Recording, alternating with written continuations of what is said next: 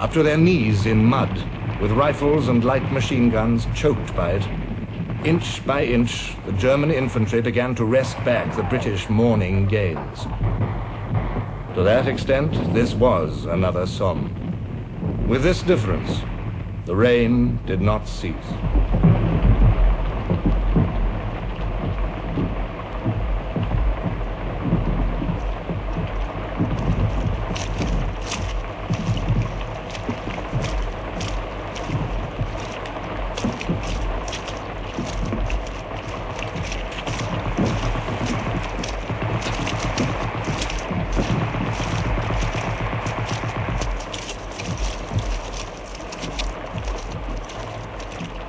Every attack was drowned. The British were bogged. The August weather washed their hopes away. The battlefield turned into a swamp. The miseries of war multiplied and heaped upon the soldiers.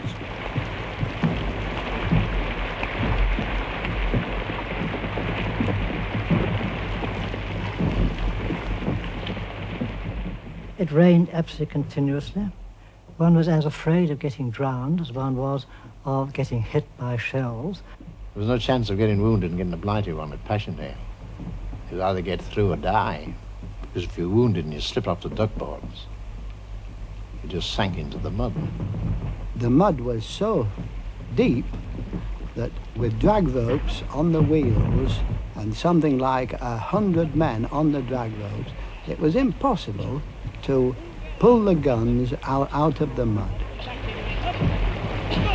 You see fellows coming down there from the trenches badly wounded, covered from head to foot in blood, perhaps an arm missing. You see some of the fellows drop off the duckboard and literally die from exhaustion, from loss of blood.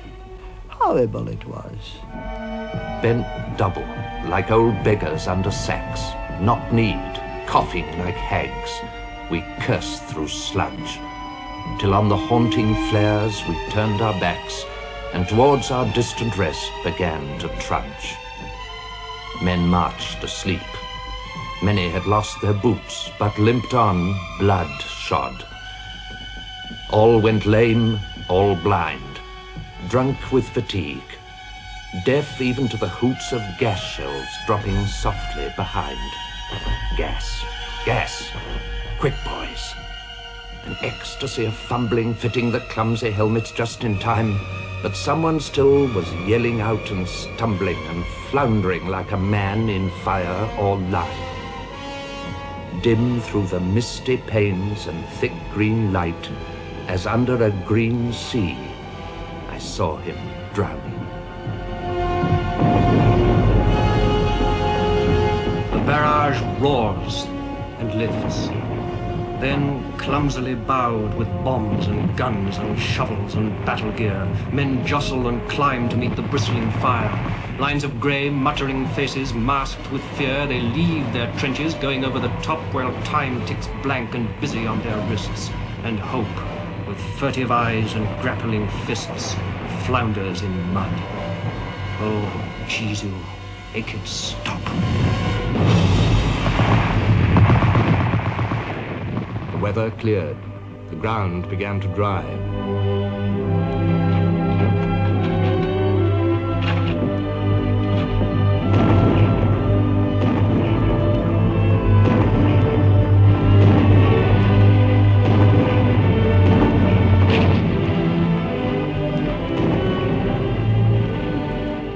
Our artillery barrage was magnificent, quite the best that the Australians had ever seen. Creeping forward exactly according to plan, the barrage won the ground while the infantry followed behind and occupied all the important points with a minimum of resistance. This seemed to be a turning point at last. The German Army Group commander wrote, "It is to be hoped that another attack will not follow too quickly, as we have not sufficient reserves behind the front." An officer on Haig's staff was writing, "It is a race with time and a fight with the weather." Would the weather hold? Plumer's next attack was scheduled for October the 4th. The barometer began to fall on October the 1st. 0 hour on the 4th was 6 a.m. The objective, the line of German concrete pillbox defenses on the Broodsinder Ridge. As we advanced, we saw Germans out of their trenches caught in our creeping barrage. They had been attacking at the same moment as us. We pressed on and reached our objective. We were on sloping ground, and ahead lay the crest of a ridge.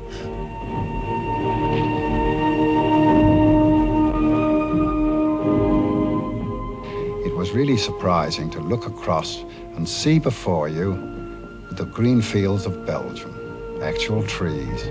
Grass, of course, churned up a good deal, fields churned up with barrage shells, but it was, as far as we were concerned, open country. But then to look back from where we came, back to Ypres, there was devastation.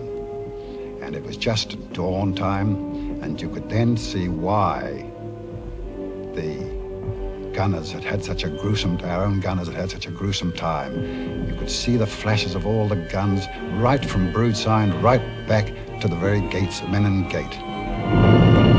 The Australians were standing on the very edge of the salient.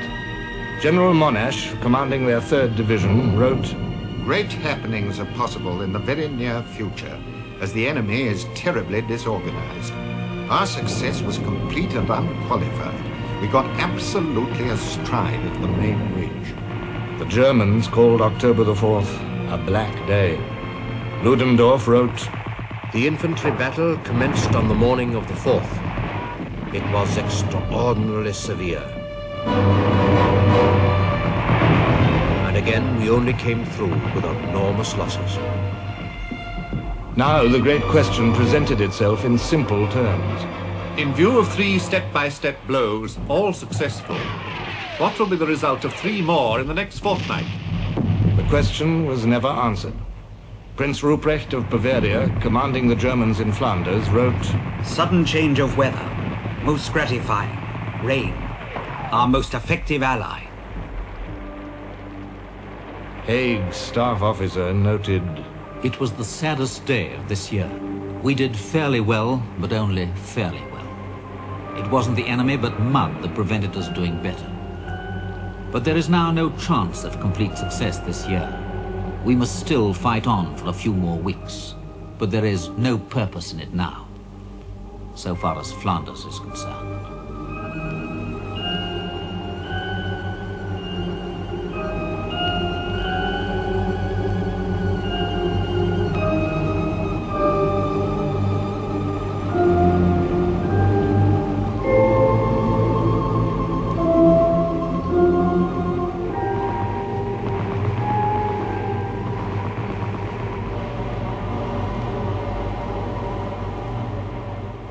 now the ridges were needed to lift the army, if only a little, out of the sea of mud. This was the Slough of Despond. In this wasteland, shell craters touched each other, lip to lip, filled with disgusting ooze.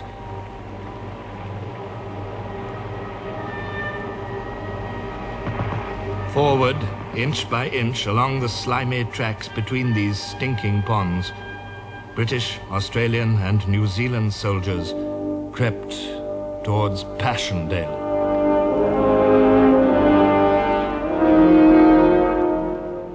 I don't know how far the duck boards extended because it was such slow going up to the front. Must have been hundreds and hundreds of yards and they zigzagged about. But each side was a sea of mud. You stumbled and slid along. If you slipped, you went up to the waist, possibly. Not only that, but even in every pool was fall in with decomposed bodies of humans and mules, or mules and perhaps both. And if you were wounded and slipped off, well, then that was the end of you. I died in hell.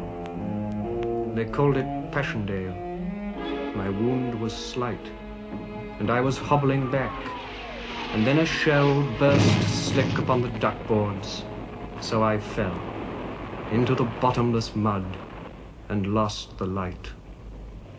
How many men, wounded, overburdened, or overtired, vanished in the swamp, no one will know.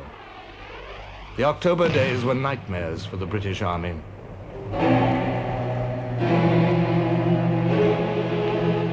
The icy fingers of nightmare